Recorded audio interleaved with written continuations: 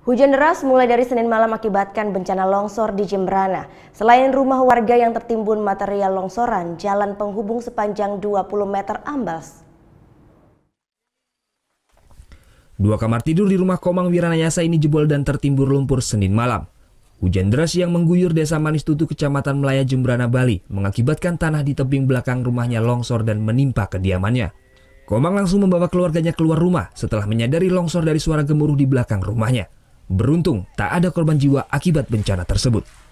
Saya pas di luar, pas jam setengah 11 tuh. Terus saya lihat ke timur sana dah, ke selatan, utara. Pas saya lihat tanahnya jalan gitu. Teriak-teriak, terus saya manggil istri saya di dalam. Dia keluar, tak bawa anak itu.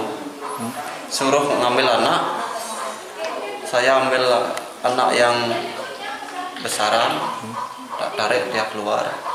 Pas sampai di luar, terjadilah roboh kamarnya.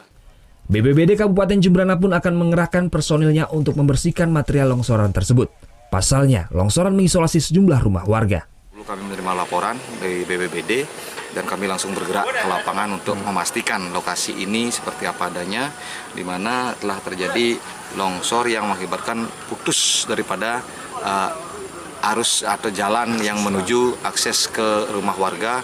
Kurang lebih ada 10 KK warga di sini, 9 rumah, di mana kejadian ini menimpa salah satu rumah warga. Kita juga dalam hal ini bersyukur ada anak beliau yang ada di kamar beserta istri dapat diselamatkan, dapat dievakuasi keluar sebelum tembok itu jebol. Tidak hanya rumah milik warga yang tertimbun longsor, namun akses jalan sepanjang 20 meter pun nyaris terputus akibat terkikis.